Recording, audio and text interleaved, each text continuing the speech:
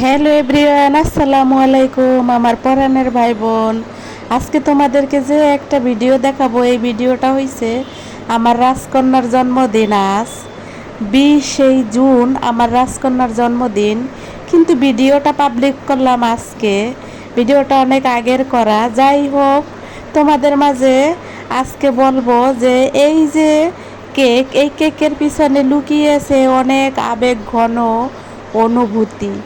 যে অনুভূতি আসলে বলে শেষ করা যাবে না। আমার মেয়ে 20 বছরে পা রাখলো, আলহামদুলিল্লাহ। আল্লাহ তাকে দীর্ঘ আয়ু হায়াত দান করুক, সবাই আমিন বলবা। আর তার সাথে তার হাজবেন্ড, এই যে দেখো এই কেকটা তার হাজবেন্ড এনেছে, মানে আমার মেয়ের বর এনেছে, আমার জামাই বাবাজি। চকলেট কালার কেকটা আমার জামাই বাবাজি এনেছে, আমার রাজকন্যার বর এনেছে। আর এইটা মায়ের তরফ থেকে মেয়েই অর্ডার করেছে। মেয়েকে যেহেতু একটা আকাশি কালারের ড্রেস দিয়েছি আমি, তাই আকাশি কালারের ড্রেসের সাথে ম্যাচিং করে কেকটাকে কিন্তু আজকে ডেকোরেশন করা হয়েছে, মানে থিমটা সুন্দরভাবে রাখা হয়েছে। যাই হোক, আজকের ভিডিওতে আবেগঘন কোনো কথা বলতে পারছি না, কারণ এই দিনটা আসলে আমার জীবনে অনেক ধরনের আনন্দ উল্লাস আসে, তার সাথে বয়ে আসে কিছু গুরুত্বপূর্ণ কষ্ট, যেগুলা কারোর সাথে শেয়ার করা আমার পক্ষে সম্ভব না। 20টা বছর আমি এই দিনে অনেকটাই কষ্ট করি, নিজের সাথে লড়াই করে এই দিনটা পালন করি, যেটা তোমরা হয়তো বুঝতে পারবে না। আমি এমন কোনো বছর নাই যে আমার মেয়ের এই দিনটা পালন করি নাই, কিন্তু আমার মেয়ের মনে কখনোই আমি শান্তি দিতে পারি নাই। সেটা শুধু আমার জন্য না, ওই যে আমি তোমাদেরকে বলেছি যে আমার আশেপাশে বা আমার সাথে বা আমার সঙ্গে অনেকেই আছে যারা আমার থেকে নেবে, খাবে, লুটবে, দাবড়বে, আমাকে নিয়ে বেঁচে থাকবে, কিন্তু তারা আমার কলিজাটা ঝাঁঝরা করে দেবে। আর দেখো, এই যে ছোট্ট কানের দুলটা, কিউট কানের দুলটা কিন্তু আমার মেয়ের বর, মানে আমার নাহিদ বাবা আমার মেয়েকে উপহার দিয়েছে। আর এই যে দেখো, আমার জামাই বাবাজি আর আমার রাজকন্যা, মানে আমার মেয়ের বর আর আমার মেয়ে দুইজনে কেক কাটলো। সবাই আলহামদুলিল্লাহ বলবা।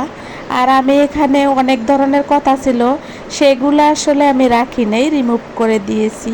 আর আমার মেয়ে ছোটোবেলা থেকে যেটা করে সেটা হলো কেক কেটে আগে নিজে খায়, তারপরে মাকে দেয়। কিন্তু এবার ব্যতিক্রম, এবার হইল বরকে দিয়েছে আগে, তারপরে ভাইকে দিয়েছে, তারপরে মাকে দিয়েছে, তারপরে খালাদেরকে দিয়েছে, খালামণিদেরকে দিয়েছে। যাই হোক, আজকের ভিডিওতে আমি কোনো দুঃখজনক কোনো কথা বলতে চাই না। এই যে কেক, এই কেক চাইলেই আমার মেয়ে অর্ডার করে খেয়ে নেয়, কারণ আমরা যেখানে থাকি তার আশেপাশে কেকের অনেক দোকান, হাজার হাজার দোকান। এই কেক খাওয়া আমার মেয়ের জন্য কোনো ব্যাপার না, কিন্তু সে কি করে, সে ছোট ছোট কেক অর্ডার করে ঘরে এনে নিজেই খেয়ে ফেলে। আর তার সাথে আরও অনেক কথা আছে, যেগুলো তোমাদেরকে বললে তোমরা হয়তো মন খারাপ করবে। দেখতে থাকো আজকের ভিডিওটা। আজকের ভিডিওটা আসলে অনেক জাঁকজমক না, তবে আমার লাইফ যেহেতু সিম্পল, আমিও তো আমার মেয়ের লাইফকে সিম্পলেই রাখবো। অত ওয়েস্টার্ন বা গর্জেস করার আমার কোনো ইচ্ছা নাই। তবে এখন মেয়ের বর যদি ওয়েস্টার্ন আর গর্জেস করে সেটা তাদের ব্যাপার, কিন্তু আমি এইরকমই সিম্পলের ভিতরে সব সময় পালন করতাম। আমার মেয়ের প্রথম বার্থডেতে অনেক মানুষ কিন্তু হয়েছিল, তখন সে বার্থডে বসতোই না, সেইগুলো ছিল ক্যামেরাবন্দি ফ্রেমে। আর এখন একবারে ইউটিউবে ছেড়ে দেব। যাই হোক, আজকের ভিডিওতে তোমাদের এই কেক দুইটা কেমন লাগছে অবশ্যই লিখে জানাবা। দেখো, খালাতো ভাইয়েরে কিন্তু ডজ দিল, আগে বরকে খাওয়াইলো, তারপরে মাকে দিল, তারপরে ভাইকে দিল। ভাইও এখন অনেক বড় হয়ে গেছে, আগের মতন আর নাই, শান্ত সভ্য দাঁড়াইছিল। দুইজনে একই কালারের কাছাকাছি জামা গায়ে দিছিল। খালাতো ভাইয়ে পরেছিল আকাশি কালারের গেঞ্জি, আর আমার রাজকন্যা পরেছিল, মানে আমার ছেলে, আমার ভাগনা আর আমার মেয়ে দুইজনে কাছাকাছি কালারের ড্রেস গায়ে দিছিল। তার সাথে দেখো আড়ংয়ে যেহেতু সেল চলছে, মেয়ে যাবে না তা কি করে হয়। দেখো 3 দিন ঘুরে তারপরে কিন্তু আড়ং থেকে এই জামা হাজব্যান্ডে দিয়ে আনাই সারছে, মানে মেয়ের বরকে দিয়া। আমার মেয়ের বর এই জামা এনে দিয়েছে, আর এইটা হইল আমি তাকে গিফট করেছি।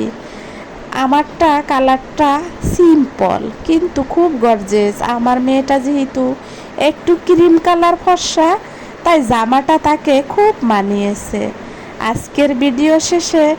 আজকের কেক কাটা শেষে কিন্তু আমরা ঘুরতেও গিয়েছিলাম, আর বাসায় কি কি রান্না করেছি তার কিছু লুকও তোমাদেরকে দেখাবো।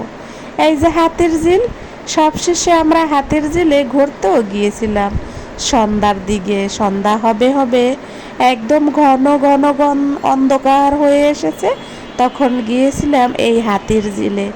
এই হাতির ঝিলে গিয়ে প্রাণ খুলে আধা ঘন্টার মতন ঘুরে চলে এসেছি। এখানে গিয়ে ঘোরাঘুরি করতে মিনিমাম 300 টাকা খরচ হয়েছে আসা যাওয়া। কিন্তু ওই যে শান্তি, ঢাকা সিটিতে টাকা হইলে শান্তি কিনতে পাওয়া যায়। এখন দেখো কি রান্না করেছিলাম, তার কিছু লুক থাকবে এরপরে। আর এই যে দেখো ওই যে আমার মেয়ের বর ওই পাশে দাঁড়িয়ে আছে, আর এখন কেকটাকে প্রিপারেশন করে এই যে বাতিটা জ্বালিয়ে দেবে। যদিও ভালোভাবে আমি ধারণ করতে পারি নাই কেকের ইয়েটা, আমার ভাইগনা ভিডিও করেছিল তো, তাই এমন হয়েছিল। আসলে একেবারে স্বয়ংসম্পূর্ণ পারফেক্ট ভিডিও যদি তোমাদেরকে দেখাই, তাহলে টিকিট কেটে কেন আবার হলে যাইতে হবে, কেন টিভি ঘরে দেখতে হবে, কেন মোবাইল কিনে ইউটিউবে দেখতে হবে। পারফেক্ট ভিডিও কিন্তু দেখানো সম্ভব না। এলোমেলো ভিডিও মানেই হইল লাইফের কিছু অংশ। আমার বোন আম কাটতেছিল, আমার বোন আজকে সব কিছু রান্না করেছে। আমি রান্নাঘরে একেবারেই যাই নাই। দেখো 1 হাঁড়ি পোলাও রান্না করেছে, পোলাওটা খুবই স্বাদ হয়েছিল। যদিও একটু হালকা হয়ে গেছিল নরম, কিন্তু খেতে খুবই মজা হয়েছিল। পরে ফ্যানের নিচে রাখাতে ঠিক হয়ে গিয়েছিল। যাই হোক, আজকের ভিডিওতে আমি তোমাদেরকে কঠিন কোনো কথা বলবো না, তার কারণ আমার লাইফে অনেক কিছু আছে লুকানো, যেগুলো শুনলে তোমরা মনে মনে ভাববে এই মহিলা কিভাবে বেঁচে আছে, বা এই আপাটা কিভাবে বেঁচে আছে। আমার পরাণের ভাই বোন, তোমরা কিছু মানুষ হয়তো আমাকে বুঝতে পারছো, আবার কিছু মানুষ হয়তো ভাবো সোশ্যাল মিডিয়াতে এগুলো বললে কে হেল্প করবে। আসলে এগুলো নিজের কোনো লোকের সাথে না বলা যায় না। এই যে দেখতেছো, এর পিছনে অনেক গল্প লুকিয়ে আছে, যেগুলা তোমাদের সাথে শেয়ার করা কখনোই সম্ভব না।